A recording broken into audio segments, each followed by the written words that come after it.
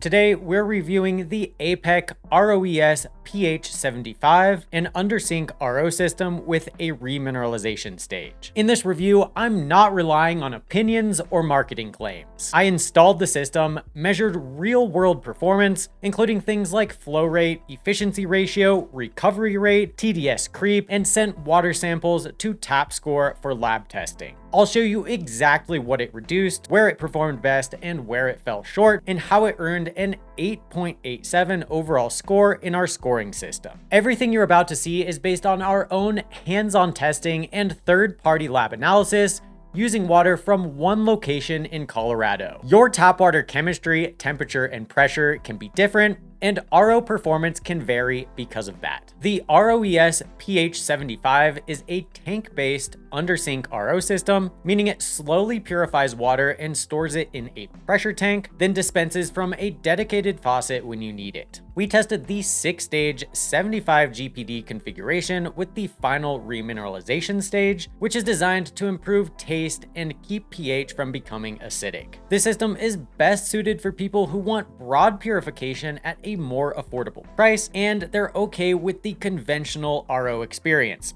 A longer and more involved setup process, a storage tank, and slower production compared to tankless systems. This is one of APEC's more affordable undersink RO options and generally far less expensive than tankless models, with an upfront cost of $268.99 at the time of recording. But for RO systems, and all water filters for that matter, it's just as important to consider long-term ownership cost. Based on the filter replacement schedule and typical daily water usage assumptions of 2 to 4 gallons per day, we calculated the ROES pH 75's ongoing cost at roughly 10 to 21 cents per gallon. So once you get past the upfront cost, it's not that expensive to keep running, especially compared to systems that use proprietary filters or those that require more frequent cartridge swaps. After installation, we ran a full set of RO-specific tests so we could compare performance against expectations for a tank-based system. We tested flow rate by timing how long it took to fill a measured volume, using video footage so we could confirm the timing precisely. We measured efficiency ratio and recovery rate by collecting purified water and wastewater at the same time, using both a small draw and a larger draw to see how performance changes as the system stabilizes. We checked TDS Creep after letting the system sit idle overnight. We measured noise during operation, and then we paired all of that with the lab testing data from TAPSCORE using pre- and post-filtration samples. So if you like seeing reverse osmosis systems tested in real life and this kind of data is helpful for you, give this video a like to let me know I should keep doing projects like this. And let me know in the comments which RO system you'd like to see me test next. Like most conventional undersink RO systems, setup is time-consuming but manageable if you're comfortable working under a sink. Our installation took about 90 minutes, though APEC claims it will only take 60 minutes or less, which is honestly a bit overly optimistic, especially for someone doing this for the first time. The install includes the dedicated RO faucet, which usually means either using an existing countertop hole or drilling one, plus installing a drain connection for the wastewater line. Now, we used this disposal drain line adapter, which makes it so you don't have to drill into your sink drain. So if you have a disposal with a dishwasher drain connection, I definitely recommend using this instead, and I'll link it in the description for you guys. We counted 19 potential leak points, fittings, seals, or connections where water could escape if something isn't seated correctly. That number is typical for a multi-stage tank-based RO. On startup, we did have a small leak at the manufacturer-installed membrane drain connection, and we corrected it by adding a locking clip. After that, the system held pressure and operated normally. Startup time is also part of the install experience. After flushing the system according to APEC's instructions, it took several hours to fully fill, drain, and then refill the tank before the water was ready for normal use. APEC lists this system as capable of producing up to 75 gallons per day, but real production depends heavily on feed water temperature and pressure. In our test conditions, incoming water pressure was 48 psi and temperature was 60.4 degrees Fahrenheit, both of which can reduce RO output compared to ideal condition. performance. We timed how long it took to fill 12 ounces of water multiple times, which resulted in an average flow rate of 0.03 GPM, which converts to roughly 42.74 gallons per day. That's below the maximum, but it's consistent with what we'd expect from a tank-based RO operating at cooler temperature and lower pressure. Efficiency ratio and recovery rate is where the system had its biggest downside in our testing. We couldn't find the ROES PH75's recovery rate listed online, but according to APEC's AI chat tool, it has a pure to waste ratio of 1:3, meaning about 3 gallons are wasted per 1 gallon purified. In our small draw test, we collected 12 ounces of purified water and measured 128 ounces of wastewater, which is approximately a 1 to 10.6 pure to drain ratio. Now, you'll also hear the term recovery rate, and it's closely related, but it's not the same thing. Recovery rate is the percentage of incoming feed water that ends up as purified water. The higher the recovery rate, the less water you're wasting. So pure to drain ratio compares purified water to drain water, whereas recovery rate compares purified water to the total water used, purified water plus wastewater. So for this 12-ounce draw, the recovery rate was 8.57%. That means only 8.57% of the water entering the system became purified water, and the rest went down the drain during that test. We repeated the test using a larger draw of 64 ounces or half a gallon. In that test, we collected 328 ounces of wastewater, which improved the ratio to 1 to 5.1. The recovery rate also improved to 16.33%, meaning roughly 16% of incoming water became purified water during that longer run. That improvement is expected. RO systems tend to waste more water at startup while pressures and flow stabilize. Small draws capture more of that inefficient startup phase, while larger draws spend more time in steady operation, which improves both the pure to drain ratio and the recovery rate. Because our incoming water pressure was just 48 psi, we also tested performance with an upstream booster pump to see how much pressure affects output and efficiency. After installing the pump, we repeated the 64-ounce draw test. With the booster pump, we measured a flow rate of 73.44 GPD and a pure to drain ratio of 1 to 3.84. This means that the recovery rate was improved by 26.55% compared to the initial 64-ounce draw, meaning that now 20.66% of the incoming water became usable as purified water. That data clearly shows two things. First, pressure has a major impact on production rate, and second, it can significantly improve the recovery rate of a conventional RO system. I'll link to the Aquatech booster pump we used for this test in the description for you guys. We also measured energy usage during this test. The pump consumed about 0.004 kilowatt hours, which is similar to what we've seen from tankless systems with built-in pumps, while producing a similar draw. We evaluated TDS using two sources: TapScore's lab TDS readings and our own on-site TDS meter readings. In the TapScore lab data, baseline TDS was 875 and post-filtration TDS was 54, which is a 93% reduction, consistent with what you'd expect from RO. We also tested for TDS Creep. Feed water measured 647 ppm at the time of the test. After letting the system sit idle overnight for about 10 hours, first draw from the RO faucet measured 49 ppm. After running the water for 2 minutes, it measured 44 ppm. That's only a 5 ppm difference, which indicates that TDS creep is not an issue for this system, and that's typical for tank-based RO because the tank buffers the initial water quality. Because the ROES PH75 doesn't have a built-in booster pump, noise is generally minimal. We measured 24.3 decibels at 1 foot and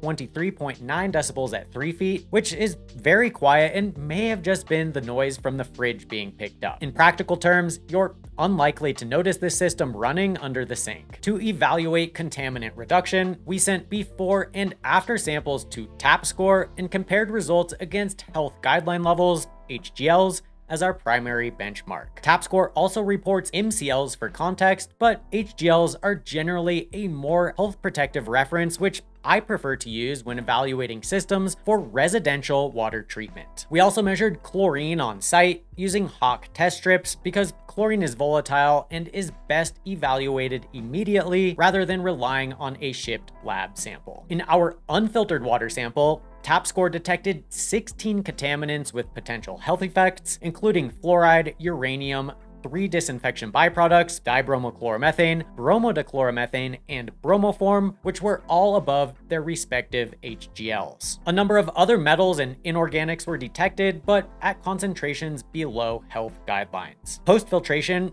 all contaminants that were above the HGL were reduced to below the reporting limit. We also saw the same for several others, including copper, molybdenum, selenium, sulfate, and vanadium. Additionally, barium was reduced by 98%, strontium by 96%, and chromium by 86%. 2 results stood out as weaker than we'd hoped from RO. Nitrate was reduced by 64%, and boron was reduced by 49%. In our conditions, lower feed pressure and cooler water temperature likely contributed to lower membrane rejection rates. Boron is also known to be more difficult for RO at neutral pH, with higher rates of reduction seen at pH 9 or higher. We also saw one unexpected result. Manganese increased by about 40% from 0.0011 ppm to 0.00155 ppm. Given how low that concentration is, the most plausible explanation is trace contribution from the remineralization stage, which can slightly shift certain mineral readings. We tested the ROES pH model specifically to evaluate whether the remineralization stage meaningfully affects pH, because RO water can be mildly acidic when minerals and alkalinity are removed. On site, measured with a pH meter, we saw pH increase from 7.59 to 8.77. TAP scores reported pH moved slightly in the other direction, 8.1 to 7.8, but in both measurements, the filtered water remained alkaline, not acidic. The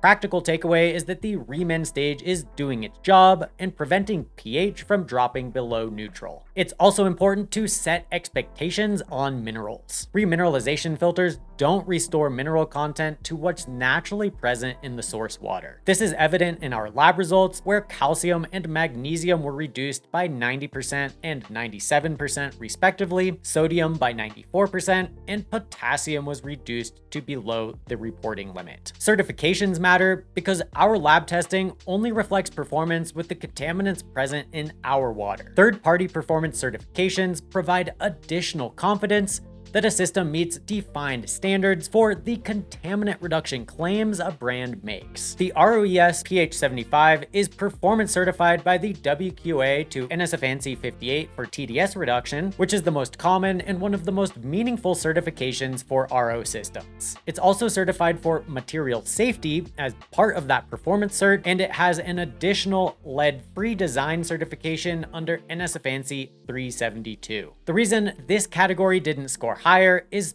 certification coverage relative to marketing claims. The system is certified for TDS reduction, which is great, but it's not certified for the full range of contaminants referenced on the product page. Our scoring system applies the certification score based on the percent of contaminants a system is certified for versus the claims the brand makes. All right, so now let's talk about what I see as the main pros and cons with the system, starting with its biggest strength and the most important, contaminant reduction. It removed the contaminants of most concern in our baseline water, the disinfection byproducts, uranium, and fluoride, which were all initially above their respective HGLs, and provided an overall 93% reduction in TDS. It also performed well in day-to-day quality and stability. TDS creep was minimal, which is what we expect from a tank-based design. Noise was also essentially a non-issue. And from an ownership perspective, ongoing filter costs are low compared to many alternatives, which is a major reason it scored well in the maintenance category. The biggest downside is efficiency. In our small draw test, the system produced a 1 to 10.6 pure to drain ratio, improving to 1 to 5.1 on a larger draw. Even accounting for lower pressure and cooler feed water, those numbers are high compared to other RO systems we've tested under similar conditions. Flow rate is also also limited compared to tankless systems. In our conditions, we measured roughly 42.7 GPD equivalent production, which is definitely on the lower end. Finally, installation and setup are time intensive. Though not unique to this system, it is a traditional under-sink RO install requiring faucet installation, drain connection, and multiple tubes and fittings. It's manageable, but it's not a simple plug-and-play system, and you'll definitely need to be prepared and have time set aside to do it. All right, here's how the APEC ROES PH75 scored in our data-driven scoring system and why it earned an 8.87 overall once all categories were combined and weighted. It scored a 9.28 for contaminant reduction. This was driven primarily by our TAP score lab results, where the system eliminated everything that showed up above health guideline levels in our water and delivered strong, broad spectrum reduction overall. The score was held back mainly by the fact that certification coverage is limited compared to the scope of claims the brand makes. Design scored 9.7. This is a proven conventional RO with solid build quality, and it also has material safety and lead-free design certifications, which matters for something you rely on to make safe drinking water every day. It earned a 9.25 in maintenance. The low ongoing filter replacement cost really helped boost this score. The only downside is convenience, since there are no filter life trackers or reminders, so you'll have to manage replacement schedules yourself. Swapping the filters is also more involved than something like a tankless RO, since you have to unhook all the tubing and completely remove the system in order to open the filter housings. Filtration rate scored a 7.5. This is due to the lower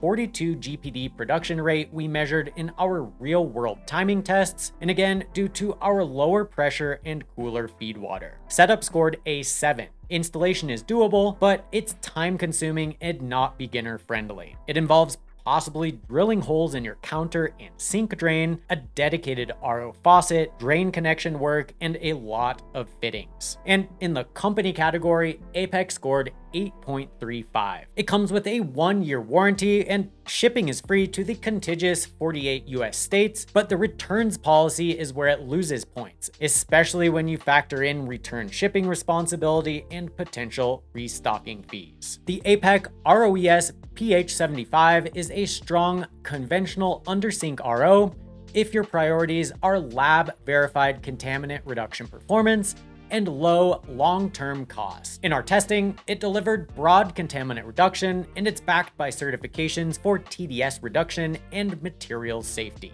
The trade-offs are all about the ownership experience. It's a tank-based system, so it won't deliver tankless style speed or on-demand flow, and installation is more involved than renter-friendly options because it requires a dedicated faucet and drain connection. Efficiency is the biggest downside, as the data indicated. In our conditions, the small draw waste ratio was extremely high, improving with larger draws and improving further with a booster pump. But it still isn't the best if minimizing wastewater is a top priority. If you want a high-performing, affordable, conventional RO and you're okay with the trade-offs, the ROES PH75 is a good value. If you want better efficiency, on-demand filtration, or a non-invasive install, you'd be better off looking for a tankless style system or a renter-friendly countertop unit. If you want to see how this compares to the other RO systems we've tested, stick around and watch the next video coming up right now. Click or tap to keep watching.